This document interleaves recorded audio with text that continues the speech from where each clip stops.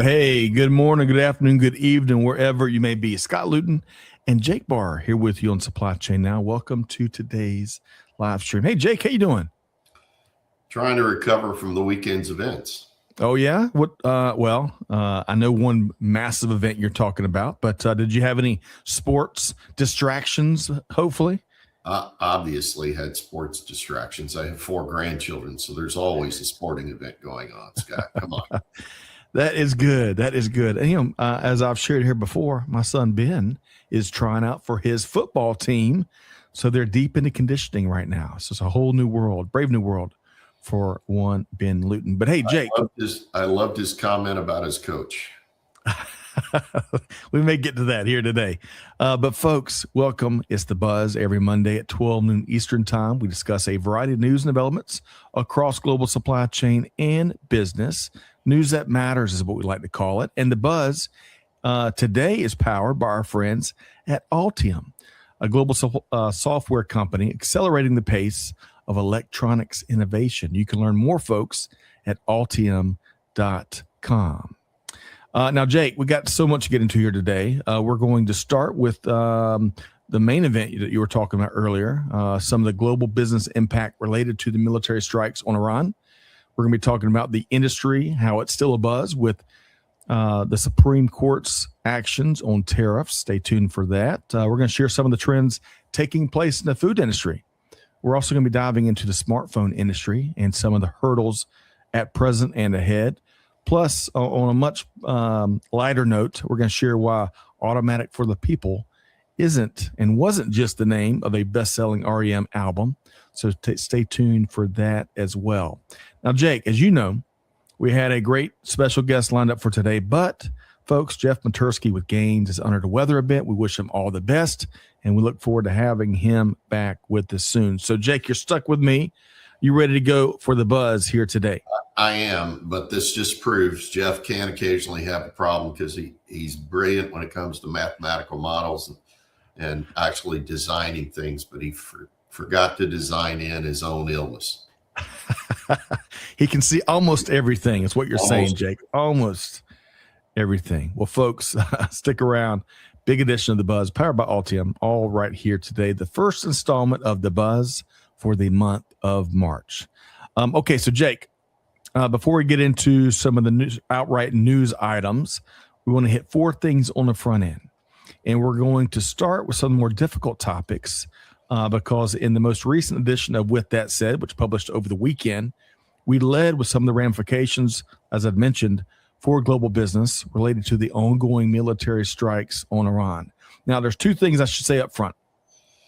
Number one, as everyone knows, this is a fast-moving, ever-changing story, both from a geopolitical standpoint, a military standpoint, and a business standpoint, okay? And then secondly, there's a lot that we could talk about for hours, and we want to hit the right tenor. So with this front-end section, we're going to really just stick to the sheer business side of things, and we hope, we pray for everybody's safety for sure. So with all that said, those obligatory disclaimers. Now, when you think of the global business implications, Jake, there's no shortages of items to track, but one in particular that we shared With That Said that really stood out to me is inventory concerns related to U.S. defensive capabilities. So over the last couple of years, whether it's in Ukraine, Israel, or now countries really throughout the Persian Gulf, U.S. air and missile defense systems have been critical when it comes to preventing even more damage and casualties related to ballistic missiles, cruise missiles, and the like. Now, informed voices like Wes Rumbaugh, I think I said that, Rumbaugh, with the Center for Strategic and International Studies were warning of these decreasing inventory levels and associated challenges late last year, long before the current conflict, right? Of course, Iran has fired hundreds of missiles and drones at a variety of countries in response to the U.S. strikes, all of which has certainly impacted inventory levels of these critical systems. Now, this deserves its own show for sure, but you got long lead times, you got funding challenges, complexities in aerospace and advanced components, and their associated supply chains, all those factors and many, many more, plus usage itself. Now, I sure wish demand stayed really low for these items, but that's a whole different conversation. So, Jake, Again, we're referencing with that said and how we led off with some of the business implications related to what we're seeing take place right at this moment in the Persian Gulf. Your thoughts? Welcome to the world of the new never normal. I mean, let's just throw another bag of crap into the hopper of what we've got to be able to deal with. Everything that you hit on is very fundamental, but it has far-reaching impacts. So it isn't just, wait, I'm down on military supplies and I'm going to need it. It has a ramification around high-end processing chips, et cetera, for the rest of the industries that were already in a shortage-based condition. So this is not a good situation. No, it's not. And of course, we didn't mention impact on shipping. We didn't mention impact on the markets and commodities. I looked this morning, Scott, at a live update of all the vessel movement in the Straits of Hormuz, and it does not look good. Okay, let's just put it that way. I'm with you. And my opinion here, we'll see. The strikes, but all this began early Saturday morning Eastern time, right? And the chapter we're moving into, I think complexity is going to be heightened. So we shall see. But stay tuned, folks, and give us your take. This is a fast-moving, ever-evolving story, and we will keep our finger on the pulse. So, but folks, back to with that said, on a much, much lighter note, check it out. We dropped it over the weekend as we typically do. You're also going to find tools, resources, upcoming live programming. We've got some great shows coming up in the next few weeks. And as always, let us know what you think. Okay, so Jake, I got some really good news that I'm going to share next. I'm so glad we got this next after that opening because, folks, April 29th, it's that time again, National Supply Chain Day. Plan to join us 12 noon here at Supply Chain Now for a virtual event that's going to feature a wide range of supply chain leaders. And just confirm, Jake, over the weekend, because we've been hard at it, the one and only Billy Ray Taylor is going to be our keynote speaker. His take on leadership is always on point and is very timely. But hey, we also have some few other tricks up our sleeve. So folks, make plans to join us on April 29th. And we hope to see you there. Jake, are you ready for National Supply Chain Day? Actually, I want to echo your comment around the importance of the day. Look, it's been yet again another very difficult year for your teams and operations to navigate their way through. And if for no other reason than a mental break, I'd encourage you to use that day as a way of being able to refocus and re-energize, recognize the contributions of the team members and the importance of the months ahead. Well said, Jake. Well said. So folks, mark your calendar, because as someone told me probably 30 years ago, you only know what's important to you based on how you spend your money and how you spend your time. So if this isn't circled on your calendar, you're going to miss it. April 29th, we're starting at 12 noon Eastern time. Come on and join us. All right, really quick, Jake, and then we're going to get to a big event that you're helping to facilitate. I want to call out a few folks, starting with, hey, Trisha, who says happy Buzz Day, inviting folks to let us know where you're tuned in from. Alan Jacques is back with us. Great to see you, Alan. Let us know. You may be on the road this week, but hope the Rodney Dangerfield of Global Supply Chain is doing well. Trisha dropped a link to Altium earlier. Folks, make sure you check that out. She also dropped a link to With That Said, which we touched on just a second ago. Gino Pledger, the supply chain rock and roll drummer from North Alabama, is with us. Great to see you, Gino. And of course, Trisha also dropped a link to National Supply Chain Day. So folks, check that out. But more good news, Jake. I really enjoy the great role you play on global supply for the global supply chain industry. And you've got this great event coming up at the University of Kentucky. Tell us more. Well, Scott, it's the 16th consecutive year of actually bringing together executives from all over the globe to do the same thing you were talking about on National Supply Chain Day. It's a give back day, as we refer to it. It's bringing high level talent together, various multinationals across industry verticals, and actually helping to create a forum, as we call it. We call it the Supply Chain Forum, for actually not only idea exchange, but also best practice exchange. This year, we've got folks from the likes of 3M, Danone, Nestle, P&G, among others, Microsoft, et cetera, coming together to actually do that share. Okay, outstanding. And let's see here. I had the date for that. March 24th. March 24th. And folks, if you want to learn more, Trisha's dropped a link right there for the University of Kentucky Supply Chain Forum 2026. As Jake mentioned, there's a long track record. This is the 16th year in a row. So come join us on March 24th. And Jake, I bet there's creative ways that folks can help engage and support and make the Students' Day on that March 24th even cooler. Is that right, Jake?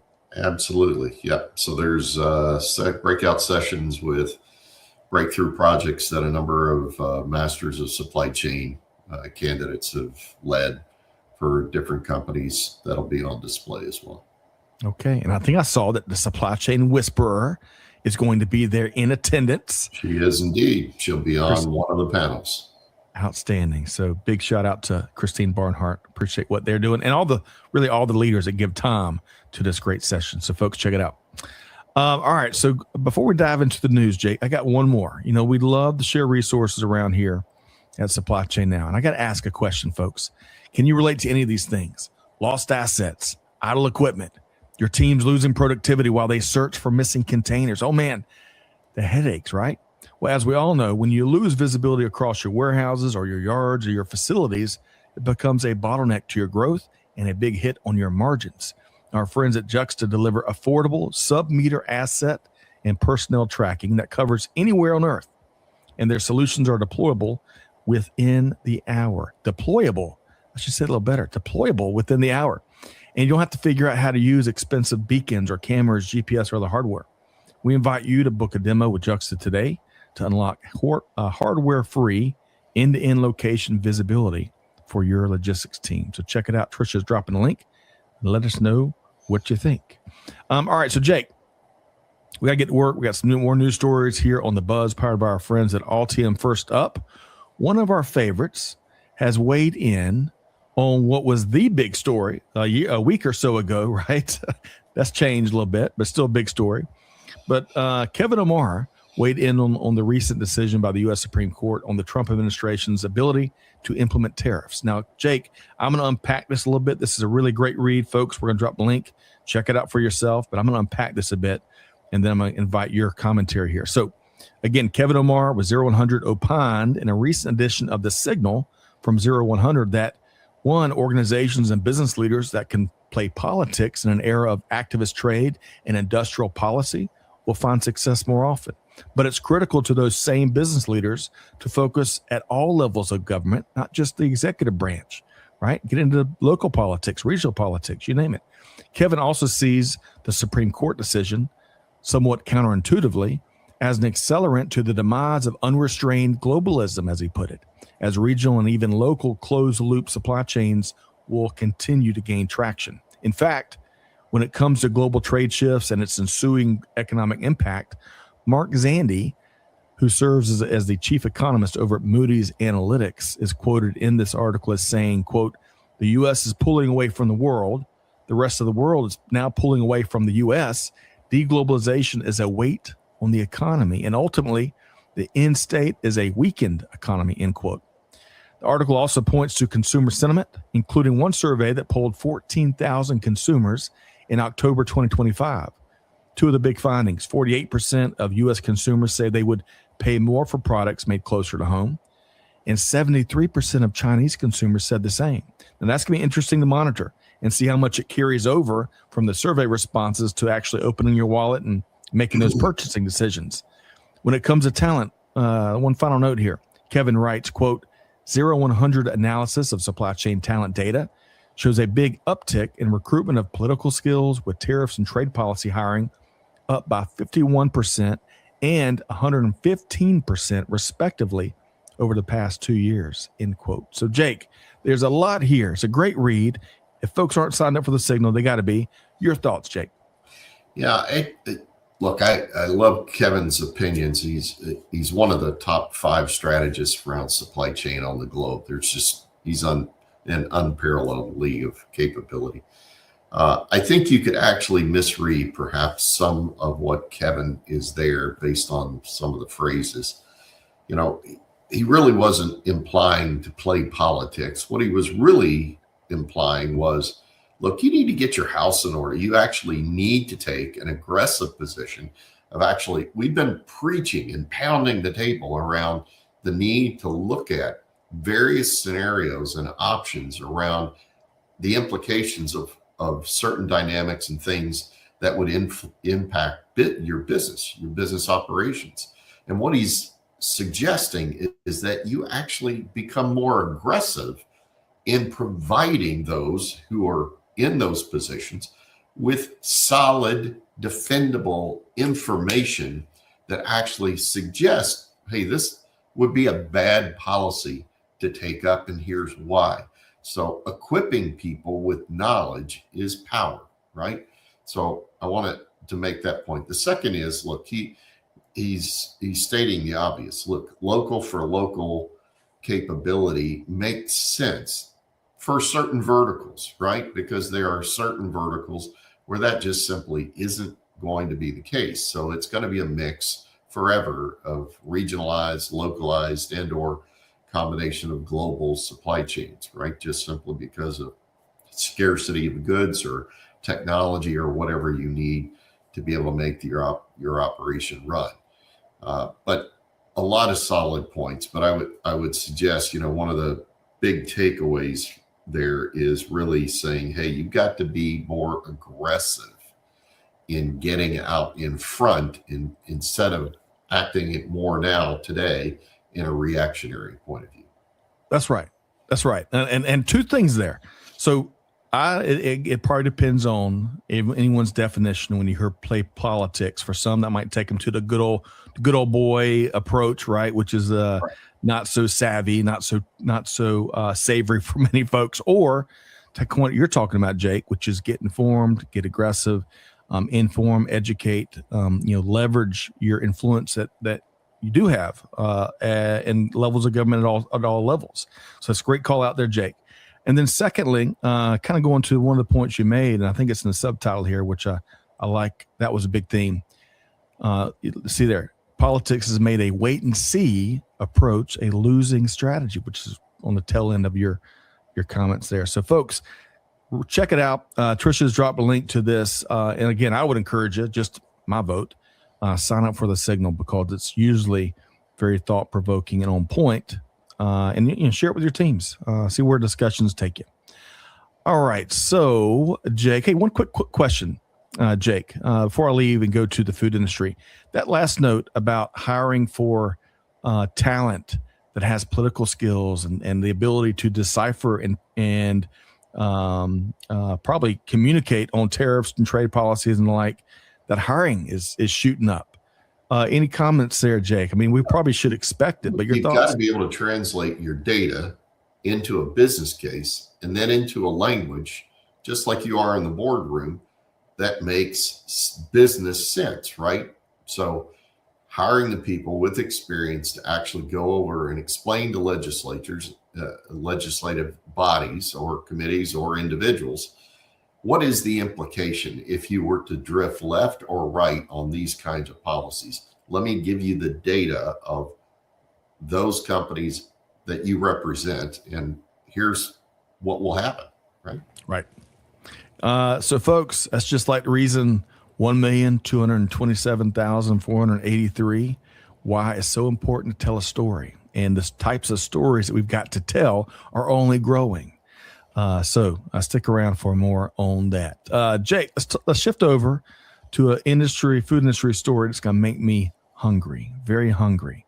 But it's an interesting story, and it relates to it's a Food Dive article that reports on how flavoring giant McCormick and its supply chain team is working overtime to stay on top of old and new trends taking place in the food industry. Let's see if any of y'all can relate to this.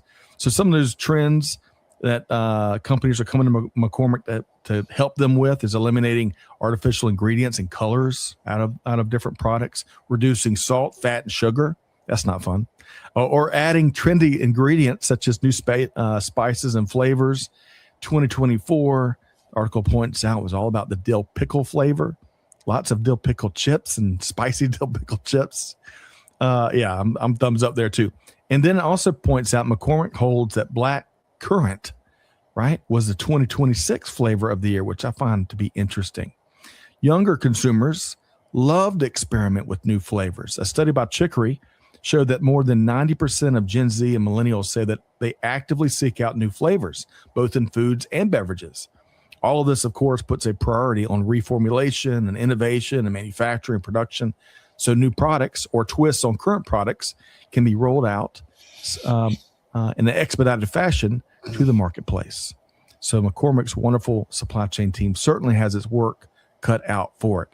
Jake, get your comments, but first, your 2 thumbs up for the spicy dill pickle flavor. Is that right?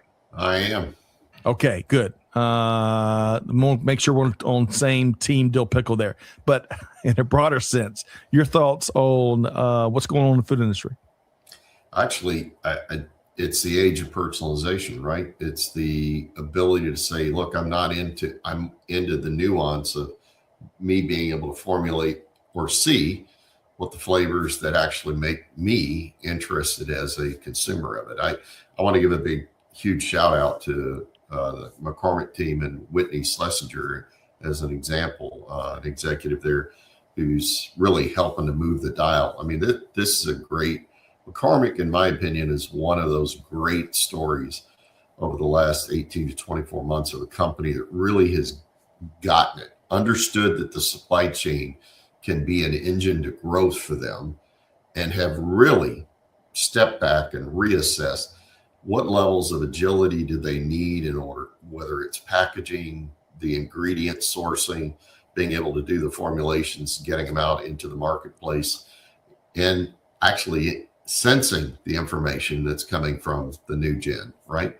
So McCormick is an age-old company, right? AKA over 100 plus years. So you're talking about needing to shift a lot of things. So they deserve a lot of credit for what they've been able to accomplish already.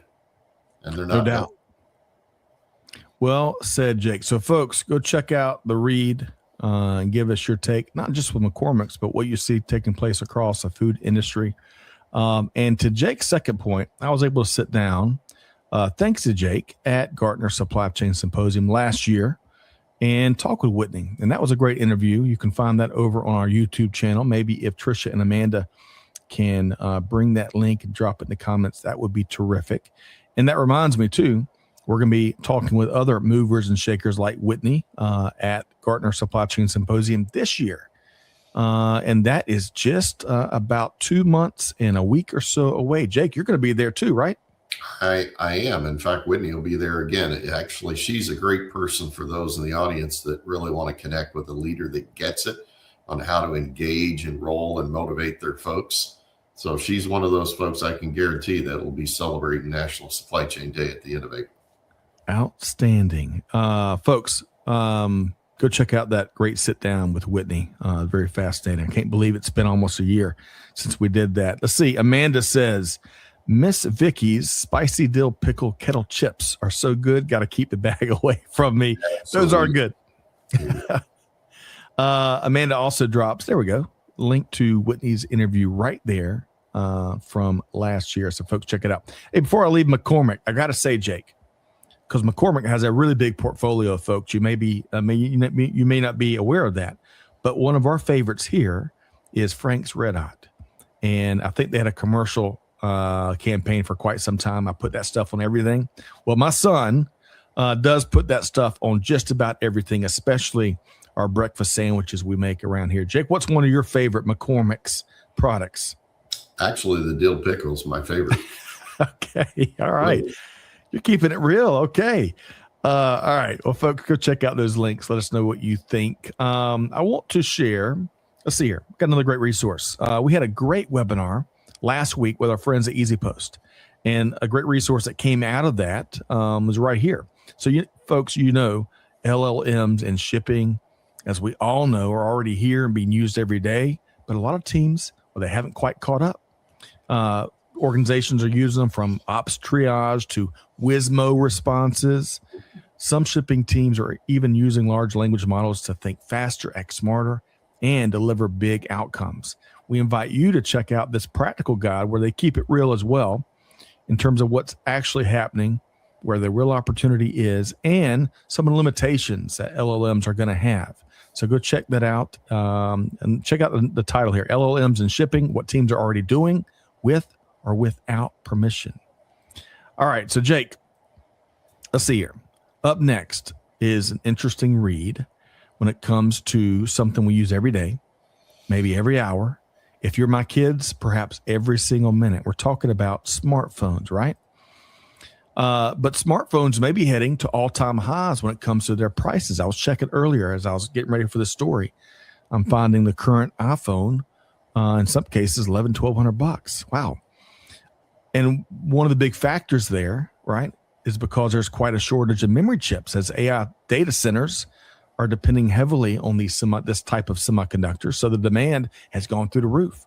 And some analyst firms, such as IDC, for this article here, see this current shortage to, quote, permanently affect smartphone manufacturers, end quote, including pushing some out of business. In fact, as the article reports, for AI to continue to improve, the technology requires larger and larger amounts of both processing power, it's obvious, but also memory storage, right? Many industry insiders see this constraint to persist into 2027 at the least. All right, so Jake, I did not give in to the tsunami. I think they had some of the hyperbolic comments sometimes that the media puts out there. I think they called it a tsunami sized constraint or something. I didn't give into that. But Jake, your take on what we're seeing here and just how palpable is it going to be for consumers out there, you think? Well, first and foremost, it is a tsunami size constraint. Okay, darn. I mean, it is. I'm sorry, Scott. You just can't walk down the street and buy these high-end chips. So there is a fundamental constraint in availability. Now, it's true, it's having a ripple effect. And if you hadn't already bought your capacity, you're in a world of hurt right now. Now, as you think forward, is it going to cause some fallout? I call it consolidation of the players that are there and fitting in the space. Absolutely. Because I can promise you that within one or two versions, your phone is actually going to have, I'll call it agentic super apps, right? Where, wait, I'm late for a meeting.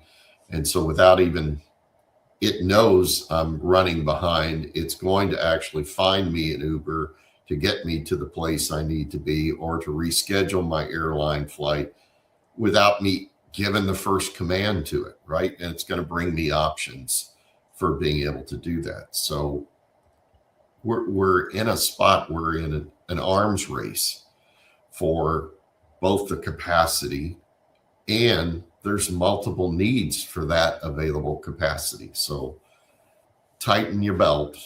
The prices are not coming down. Buckle up, folks. Buckle up. And I bet we'll see, Jake, like we have seen for years, that creative pricing where they can kind of embed it in the service and it makes it a little more palpable, but you're locked in for a little while. That's been interesting to see over the last, it's been going on for quite some time. The phone device itself, the purpose it serves is going to be changing, right? So that's the way you have to think about it. It isn't just, audio connection. It's right. A super brain for accomplishing a number of tasks for me, just like my computer is. That's right. So we shall see just how increased these prices skyrocket, but more importantly, perhaps where the supply and demand go for all chips, for that matter. Okay, so Jake, before we continue on, we got a great B block here on the buzz, the first buzz of March 2026, powered by our friends at Altium. And before we move on, we want to share this message from our friends at Altium. Hey folks, Scott Luton with Supply Chain Now here. I want to share a terrific resource for all the fast-moving, hard-working SMB teams out there making it happen. Altium Develop is a unified platform for engineers to collaborate on electronic design without enterprise complexity or clunky overhead. This innovative platform provides all participants continuous insight into the end-to-end development process so that they can co-create products together with the power of peer-to-peer collaboration. Now, Altium Develop was purpose-built for small and mid-sized organizations, and the platform helps every discipline: electrical, mechanical, software, sourcing, manufacturing. It helps them all connect and co-create on an unlimited basis, all in a shared environment that aligns data, context, and purpose, and in continuous real-time fashion. And we've got to find new ways to remove the friction, cost, and silos that slow talented teams down. Here's an opportunity to unleash your organization's full technical creativity, production velocity, and overall performance. To learn more and to take Altium Develop out for a test drive, click on the link in the comments. And as always, let us know what you think. All right. Good deal there. And folks, Trisha's making that really easy. I appreciate that, Trisha. We'll drop a link right there. You can learn more about that offering from our friends at Altium. Okay, so Jake, all of that, we're building up to an important segment of our show here right this moment. We're going to get a supply chain leadership pulse check from the John Wayne Global Supply Chain. So Jake, when you survey, and going back to the top of the show, we're talking about, what's front and center for so many right now at this very hour, or so many other priorities that get kind of pushed into the back seat, or at least become 1A, 1B to that 1A. What's a couple of top priorities you're seeing supply chain leaders act on here in March 2026? Those that have been lost by the wayside have started trying to get into the boat and start trying to row on putting legitimate scenario analysis on the table for how they're looking at the permutations of the implications of certain potential changes. And I'm going to say we've got a lot of folks that have been late to the game in getting in and getting on with it. Kevin's piece earlier today was all about that. I mean, in essence, he's literally beseeching you, look, grab the bull by the horns, get into the game, get ahead of the game, and go use the information that you are able to decipher to help productively shape decisions instead of waiting for them to hit you between the eyes. And so that honestly is front and center, Scott. So there's a ton of folks that I will assure you are missing the episode today because they're behind and they're trying to go, holy crap, we've got several more vessels and implications of stuff that we didn't expect the straits to get shut down again. We didn't expect that kind of delay. Okay, where are we going to pivot? Do we have enough material? You should already know those answers. You shouldn't be waking up to say, let's go figure it out. So Jake, first off, you get a cool point. You used the word beseech, and that's the first time anyone's ever used that word on the history of the buzz. So hat tip to your vocabulary.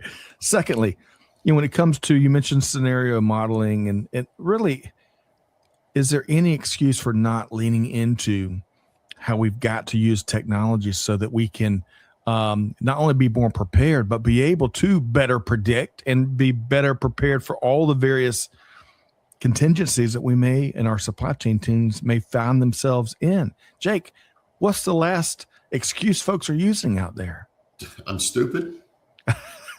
Okay. I mean, seriously, it's just called, I've got my head buried in the sand, and I think that I can buffer my way through the uncertainty. I'm sorry, we're in the period of new never normal. There is no level of certainty today around virtually anything. You better be modeling the hell out of your supplier constraints, supplier going down, another geopolitical situation, a reduction in your production capacity, a supplier that just decided to merge with another supplier. I mean, they're endless, Scott. And so we're in a spot where, from a financial and a just simply understanding of what your business needs to be making decisions about, you cannot afford to not get in the game and get on with this.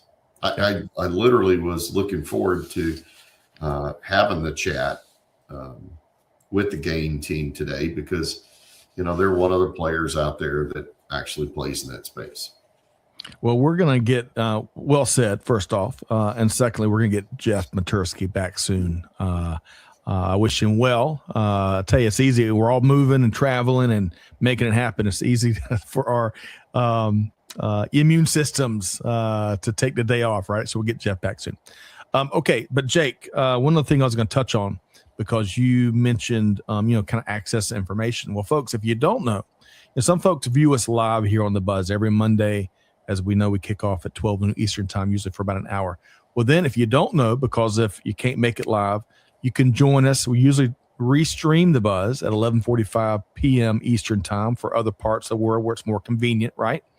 And if you miss it there, you can always catch it on Friday where we drop The Buzz replay into our podcast channel. So we try to make it very holistic as we look to serve everyone, all of our SCN Global fam, wherever they are. Okay, so moving past speaking of, Gautam, great to see you. Joined in from India via LinkedIn. Great to see you here today. Let us know your thoughts on any of the topics we are talking about. All right, so Jake, we did the supply chain leadership pulse check where you kept it real as you always do. Now I'm going to shift over to a few things I shared last week. Up first, I shared a Wednesday morning rundown. Now, folks, what that means, when I say rundown, it means I'm going to share a lot of topics, a little bit on a lot of topics, okay? And one of the things we talked about is the government of Panama is making some moves to seize a couple of key ports related to the overall Panama Canal complex. This could possibly be related to how the U.S. has been attempting to assert more influence in this region to counter other forces. And if you look at these cargo numbers that Semaphore published, it's easy to see why, right? And folks, if you can't see the graphic, I'll just share this to anyone that might be listening. If you look at Panama Canal cargo by origin and destination in long tons, the U.S. tops in origin 116 million long tons, and the U.S. also tops in destination with 67 million long tons. So that is quite a lot of cargo, quite a lot of risk, right? And so no wonder some of the moves, some of the pressures, some of the influences being brought to bear there. Now, on the same Wednesday morning rundown, Jake, you'll like this. I touched on Corinne Burse's blog, which we published in the Resource Hub. And let's see, it included this quote. Gartner says supply chain decisions are becoming 71% more complex, happening 52% more frequently, and need to be made 57% faster. Spreadsheets, they just won't cut it, folks. And finally, I can't wait to hear Jake's comments here, but finally, we also included this Citrini Research blog post that focused on really a short-term AI-fueled future. This has actually been rattling markets.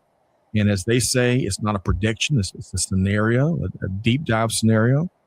And you want to check this out. I've met some very smart people in this realm that this has not been on their radar yet. So be sure we're going to drop a link to this, I believe, and you can check out all these items. So Jake, Panama Canal, planning, AI, Skynet. Your thoughts, Jake? Where to start, Scott? Oh my God. Let's start with the more obvious one. The move by the U.S. Honestly can be just said as call it domestic protection, right? Didn't like the way the management of the canal had been managed over the last several years, and definitely from a security standpoint, right? So you've got a situation where that was going to come to some kind of head to begin with. Now, what's more important about that at the moment is that the canal is operating. So it is operational. So I don't need to add that on top of the Straits of Hormuz at the moment in terms of two blockades. But look, the intrinsic element of it, if you peel the onion back one layer, there are a large number of U.S. firms who have gotten to the point of doing dynamic repositioning of inventory in float states. So as it's coming from Europe to the States, or as it's coming from Asia to the U.S., because they are making these investments in how to position what I need based on changes in the market demand. And as such, the canal is actually playing a multi-purpose role. It's always been there to move cargo left to right, right to left. But cargo on a just-in-time basis has been a bit of a nuance. That's been a late addition to that, where folks are beginning to use the AI tools, take advantage of the fact that I can reposition stuff and get it to the East Coast faster than overland if I need to, right? Based on the balancing of what's inside the containers, right? So that's one. So AI is going to only enhance that number of companies that are looking at alternate opportunities like that. And speaking of AI, have you read this? And this has been a couple weeks now, but have you read this article, this blog here from Citrini Research, Jake? I did. And so I'm sure we could talk about this for hours and hours, but what I was really interested in is some of their scenarios that looked at business models and long-standing business models and how AI's continued. And folks, by the way, the angle it kind of comes in is not that how AI has been unsuccessful. They really look at this, generally speaking, my take at least, is they kind of imagine a scenario where AI is really, really good and gets better and better and better. And perhaps, just my take, perhaps our business, societal, long-standing business norms just aren't quite ready just yet. Or we may be surprised with just how efficient some of these industries and some of these aspects of business life are completely transformed. But Jake, is that kind of what'd you get out of this at a high level?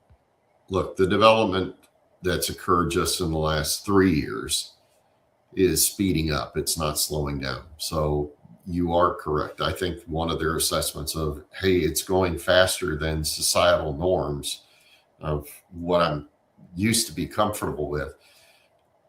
It's outpacing that, Scott. And I think it's not slowing down. If anything, it's accelerating.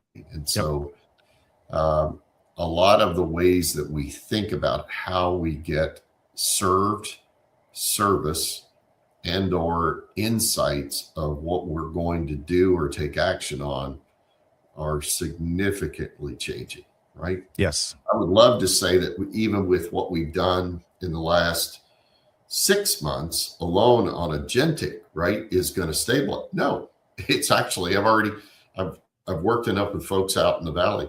I've seen where that's being trumped by yet again another piece of agentic capability that'll make that look like elementary school. All right. So we're going at a pace that is far faster than the way we think about business process re-engineering today. Very, very true. And folks, go check it out. Gotham, you're asking for the link. I don't have the direct link to this handy. I will have it just not right here in a moment. But what you can do is Trisha has dropped the link to my Wednesday morning rundown, which includes in the comments a direct link to the blog article, the extensive blog article we're talking about. And one last thought, Jake. One of my, there's so much here with this Citrini research piece, but one of the fascinating vignettes within the blog was its projection or its ideations around how credit card processing fees, which is a massive industry, how that can be completely turned on its head through a mix of AI, crypto markets, and some other exchanges. It really is fascinating. So folks, go check it out. Jake, you're going to respond. AI is going to unleash a number of category killers that we haven't even thought of. Very true. Very true. Whether this is accurate in terms of some of their observations here or in many, many other moving parts of the global business world, for sure. Okay. So moving along, and David Shillingford, if you're tuned in, I am not an I put this on one of his daily updates, and he mentioned AI doomerism. so David, and anyone else out there, I am not a doomer and gloomer. But as I shared with David and many others, we got to be very clear-eyed when it comes to the good and the bad and all points in between. All right, so Jake. Yes, that's right. That's right, Jake. And it's, going back to the front end, there's some very interesting conversations going on right now in the industrial military complex as it relates to where AI fits and where it doesn't. So, okay, moving right along, I want to share some good news, folks. I think this is largely good news, even though I really got there by bemoaning the demise of a wonderful eatery in Athens, Georgia. Weaver D's Delicious Fine Foods. Try to say that 7 times fast. Weaver D's Delicious Fine Foods, right there in Athens, has been running and serving soul food and comfort food for about 40 years. But I want to call your attention to the sign you see up on top there, right? Automatic for the people. Now, maybe you've heard that before, but as the legend goes, Dexter Weaver, the chef or the entrepreneur behind, he's the Weaver D's behind Delicious Fine Foods. Well, he came back to his hometown of Athens after spending time as a young man in Baltimore. And he came back here with a new car and enough money, Jake, for exactly 3 car payments. And that's it. He didn't have another dime to his name. And he quickly went into the food industry where he became an icon, really. So this automatic for the people was a phrase that was so tied to his view and his business. And here's where it comes from, evidently. So automatic seemingly comes from his long proven track record of learning and applying instantly to drive sales success, but also to delight his customers. It's been said he comes across an idea and he don't plan to do it for months. He did it next day, right? So I love that. And then for the people stems from his days where Weaver would be a manager in the food industry and would work double shifts in the hard fast food business to cover for his people who wanted to take some time off or they were sick or whatever.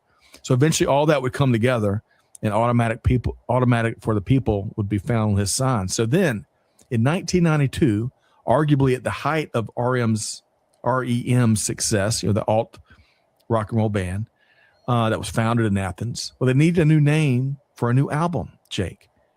Well, they evidently brokered a deal with Mr. Weaver, and they named that album that sold 18 million copies Automatic for the People. Now, I would argue, going back to its roots, at least as it relates to Mr. Weaver's story, that we all need to operate with more automatic for the people baked into our approach. So, Jake, your thoughts on automatic for the people, and will you agree, disagree, beyond celebrating what's been an incredible career that Dexter Weaver has enjoyed? Well, first, I want to give him props because I've been there multiple times. Unfortunately, in most cases, after I've sustained a Georgia ass whipping of my favorite college team with my son. But what you can say is that the people are engaged that work there. They are hypersensitive to what you want. They are upbeat and a joy to interact with. And he delivers on his promise of a good quality meal.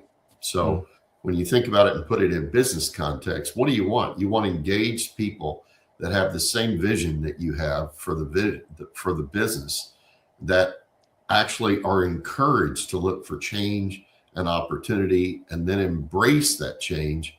So like I love coming to work at a place like that, right? It's so true. And you know what? We didn't even get to how tasty the food is. Food that I grew up on for sure. Chicken and gravy and cornbread. I'll call them lima beans. Amanda and her family calls them butter beans. We have a little fun with those rivalries. Collard greens, you name it, right? Food really, it often says that some food out there sticks to your ribs, but this will brighten any day and stick with you for quite some time. So folks, we're just scratching the tip of that iceberg and the story they related, but check out that message there that Tricia dropped a link to, Automatic for the People. And we're celebrating a business that has had quite an impact on people in a variety of ways. Okay. So speaking of impact and great recent sessions, Jake, you and I had a great session last week where we featured Todd Stanger and Dr. Laura Tazzo with SAP, and we focused on one of our favorite topics, supply chain planning, but really reimagining supply chain planning, especially with AI in mind. And Jake, I enjoyed your perspective throughout this session. You joined me as a co-host for this great session. If you had to give the Reader's Digest version, or if you had to give the TikTok version of some of your takeaways from that session, what would they be? Well, first and foremost, you're talking about, again, an age-old leader that is reinventing themselves in terms of their capabilities. So that's first and foremost. It's called, wait, I can still be an old company, but find new ways to compete, right? The second is just a recognition of the importance of putting AI in the hands in an operations sensitive way to actually help navigate through change, right? So your folks are bombarded with a ton of information, and can you process it in context and quickly enough to gain the insight, to derive that funneled insight so that I can do something with it, right? And so what they spent time walking us through was how they're now doing that and enabling folks to actually get ahead. Yes. Well said, Jake. And folks, there's so much there. In an hour, we made so much ground. And one of my favorite topics we touched on was, as we talked about, freeing up time for human planners, right? So they can make even a bigger impact. We even touched on some of the ways that folks that want to be planners or currently planners, how they can continue to optimize for their career and continue to unlock how they pose even more value to organizations. It was a very holistic discussion. Yep. So folks, go check it out. We dropped a link right there in the chat. You can check it out on demand. It was live just last week. We just conducted it live last week, so it's still very fresh. Okay. Jake, on a related note, you kept saying never normal, and that happens to be one of our most popular series, shares the name, the Never Normal Supply Chain Leadership Series. And I stole a snackable from a recent edition of that series where we featured your dear friend and industry colleague, Rodrigo Alponte. And check this out, what he says here, folks. I'm going to quote him. Quote, as companies scale and SKU complexity explodes, the real competitive edge in 2026 won't just come from better systems or AI-driven planning. It will come from empowered, highly skilled planners who can forecast risk, make faster decisions, and prevent the supply chain from becoming a bottleneck to growth, end quote. Jake, that is supply chain poetry, if you ask me. Your quick comments there. He's one of the disciples, so I am a big believer in what Rodrigo is doing with the Stata team.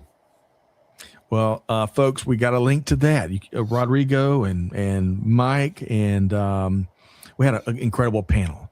Come check out the panel we conducted there. We may drop a link, but get ready. We've had 3 installments of this very popular series between Jake and Corinne, and I hosted a session. Really good stuff.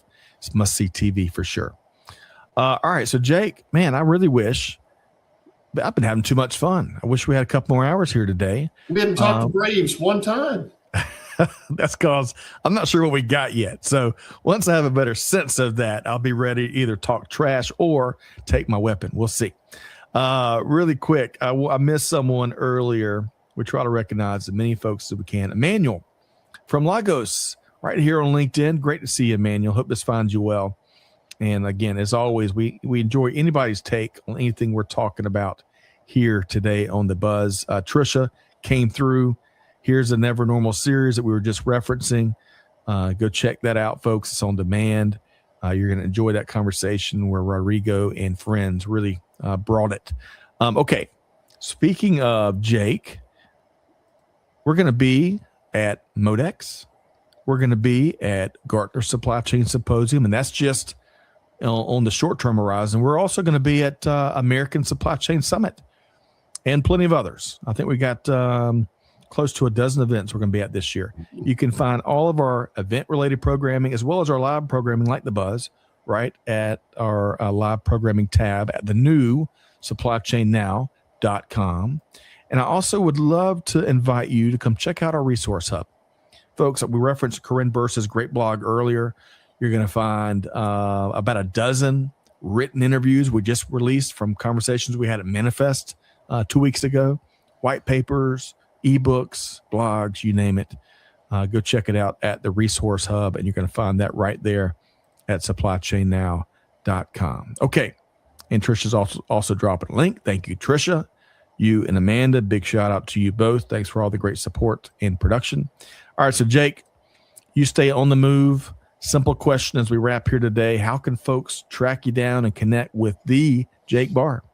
Well, I've got a client conflict upcoming that'll keep me from Modex this year for the first time, but I will be at the Gartner event on the floor of the expo and out, obviously networking with several hundred folks around the Barr area at the upcoming Gartner event in Orlando. That is the biggest supply chain happy hour. And folks, I'm wearing protective gear. I'm going to have my goggles and my helmet and my body vest as I venture into the fray this year at the biggest supply chain happy hour that you've ever seen. So beyond what Jake shared, you can also connect with Jake on LinkedIn and many other places. I would definitely encourage you to follow, connect, you name it. And I should also say, so Jake Barr, always a pleasure. Thank you for joining us here on The Buzz, the first buzz of the year for March, the first buzz of March 2026, I should say. Jake, great to have you here today. The pollen is out. It is, folks. And especially, gosh, if you live down south, and goodness knows you live in Georgia where pine trees contribute to most of the pollen, we're entering into our yellow everything zone for the next few weeks probably. But hey, it also brings golf, it brings baseball, it brings March Madness. So I'll take all that. Let's see here. I want to thank also our friends at Altium who powered the buzz here today, who are also accelerating the pace of electronics innovation. You can learn more at altium.com. And big thanks again to Amanda and Trisha. Big thanks to everyone that showed up. I know we couldn't hit everybody's comment. But you know, you are why we do this. Big thanks to our SCN Global fam. And you got homework though, folks, as you always do. Jake and I covered a lot of ground here today. Take one thing that the fearless John Wayne of Global Supply Chain said here today, share it with your team, put it into practice, do something with it, right? It's all about deeds, not words. And with that said, on behalf of the entire Supply Chain Now team, Scott Luton challenging you to do good, give forward, be the change that's needed. Good luck dodging the pollen. And we'll see you next time right back here on Supply Chain Now. Thanks, everybody.